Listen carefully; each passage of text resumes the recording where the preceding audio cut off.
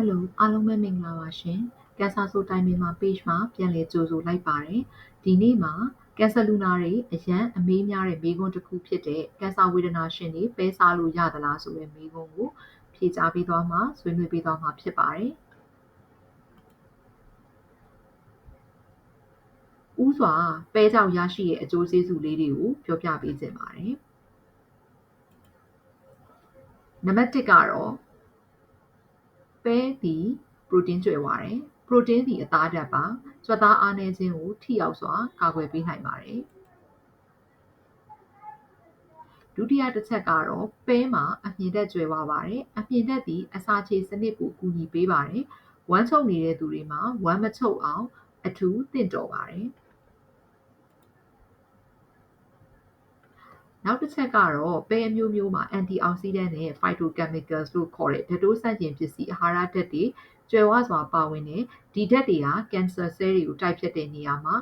အကျိုးရှိပါတယ်။ပဲမှာသံဓာတ်နဲ့ဗိုက်တာမင် B ကြွယ်ဝပါတယ်။သွေးအားနည်းခြင်းအတွက်ကောင်းပါတယ်။အာရုံကြောစနစ်အတွက်လည်းကောင်းမွန်ပါတယ်။သတိထားရမယ့်အချက်ကတော့ပဲကိုစားလွန်အားကြီးရင်တချို့သောပဲတွေသည်အလွန်အကျွံသုံးဆောင်မိရင်ဗိုက်အောက်တက်ပါတယ်လေထတတ်ပါတယ်ဗိုက်ထဲမှာမအီမသာဖြစ်တတ်ပါတယ်အစာမကြေဖြစ်ပြီးတော့အန်တတ်ပါတယ်ဒါကြောင့်အစာချေပြဿနာရှိတဲ့လူနာတွေမှာတော့သတိထားပြီးတော့စားပေးရမှာဖြစ်ပါတယ်ကင်ဆာကုသမှုတွေဖြစ်တဲ့ဆေးသွင်းမှုတွေဓာတ်ရောင်ခြည်ကုထုံးတွေကိုယူနေတဲ့သူတွေရောပဲစားလို့ရသလားဆိုရင်အခြေအနေပေါ်မူတည်တယ်လို့ပြောရမှာဖြစ်ပါတယ်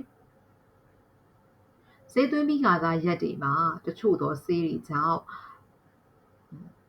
ဝမ်းချုပ်တာပဲဖြစ်စေ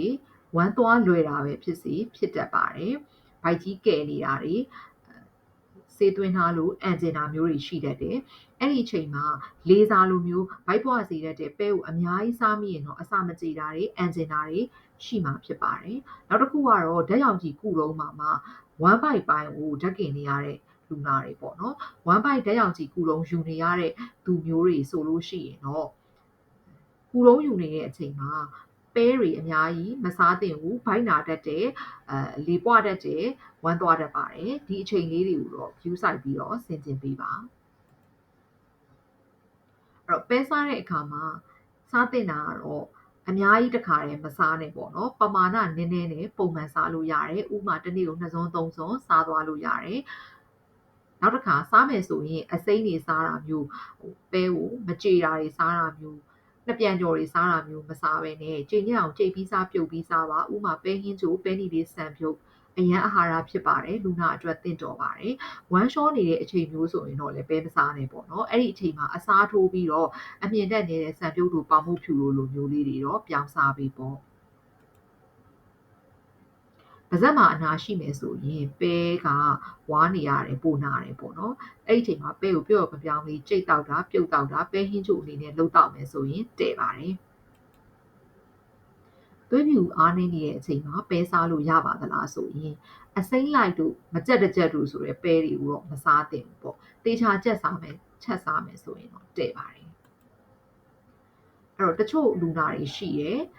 အစာအိမ်တို့ဥမာကြီးကင်ဆာတို့ဖြစ်တဲ့သူတွေပေါ့နော်သူတို့ရဲ့အစာခြေစနစ်ကလေးတွေကပုံမှန်မဟုတ်ပြဿနာရှိတယ်တချို့ဆိုလည်းဒါခွဲစိတ်ထားရတယ်တချို့ဆိုရင်တော့ဥပိတ်တဲ့လက္ခဏာမျိုးတွေရှိတယ်ဒီလိုလူမျိုးတွေမှာဆိုရင်တော့လေဒါအစားအသောက်အထူးကန့်သက်ချက်တွေရှိနေတဲ့သူတွေမှာတော့ပဲစားလို့မရတာမျိုးအနေနဲ့အများရှိနိုင်ပါတယ်အဲ့တော့ကိုယ်ဆရာဝန်ကိုတိုင်ပင်ပါအာဟာရပညာရှင်ရှိအာဟာရပညာရှင်နဲ့တိုင်ပင်ပြီးတော့စားပါကင်ဆာနဲ့ပဲနဲ့မတည့်ဘူးဆိုတာတော့မဟုတ်ပါဘူးလူနာရဲ့ယောဂအခြေအနေပေါ်မူတည်ပြီးတော့စားတဲ့အမျိုးအစားလေးတွေကွာမယ်ဘယ်လိုချက်ရမလဲဆိုတာကွာမယ်ဘယ်လောက်ပမာဏစားရမလဲဆိုတာလေးတွေတော့ကွာနိုင်ပါတယ်လူနာတွေအမေးများတဲ့မေးခွန်းရှိပါတယ်ပဲတွေစားရင်ကင်ဆာပိုဆိုးလာမှာလားတဲ့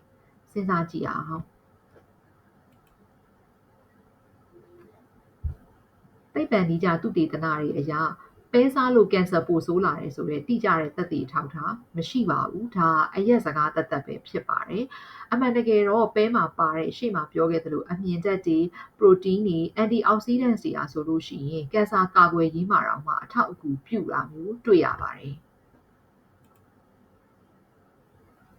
အဲ့တော့ပဲဆိုတာကင်ဆာကာကွယ်ရေးအတွက်ကောင်းမွန်တဲ့အစားအစာလို့ပြောလို့ရပါတယ်